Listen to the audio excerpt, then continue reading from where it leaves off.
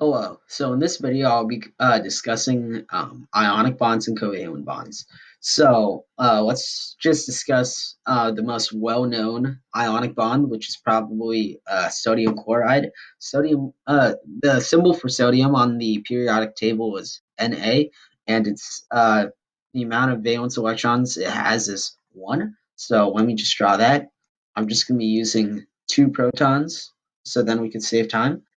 And so here it has 1 valence electron, and then chlorine, which has right here it has -1. And to have a complete, this is all relative to its outer shell, which to have a full and complete outer shell, like the noble gases right here, you need to have 8 valence electrons. So let me just draw this. So 7 valence electrons. 1, 2, 3, 4, 5, 6, 7.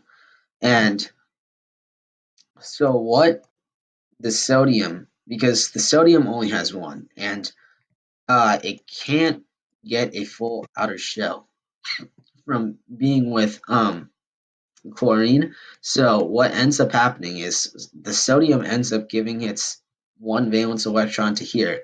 And so because it loses 1 negative charge, because an electron has a negative charge, its charge, the sodium's charge becomes +1 because the chlorine gains a negative electron. Its um, charge is -1.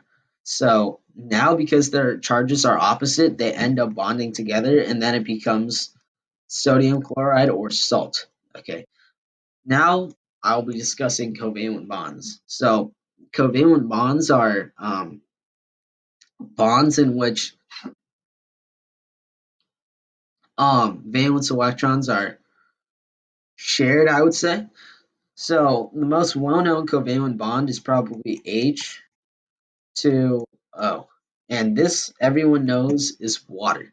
So I'll just be drawing hydrogen and oxygen.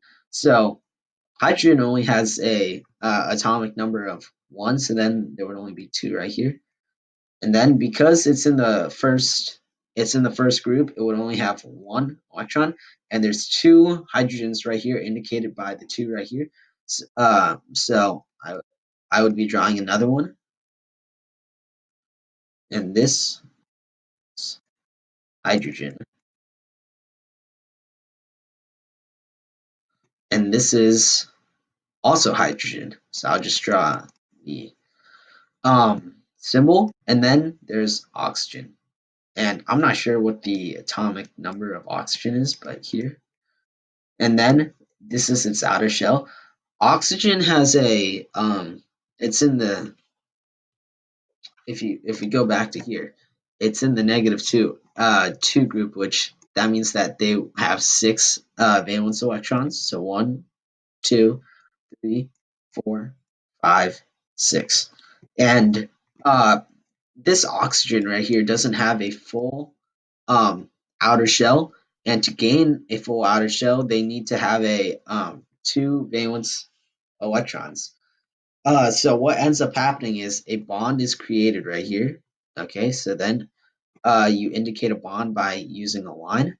So 2 lines are created right here, and then these 2 are now bonded together. And yeah, so this, like before, this gains a positive charge, while this um, gains a negative charge, which bonds them together. And yeah, so Uh, that's ionic bonds and covalent bonds. So just to review one more time, an ionic bond would look similar to this, where one chemical, or not chemical, one valence electron is given to the other, and they're bonded together.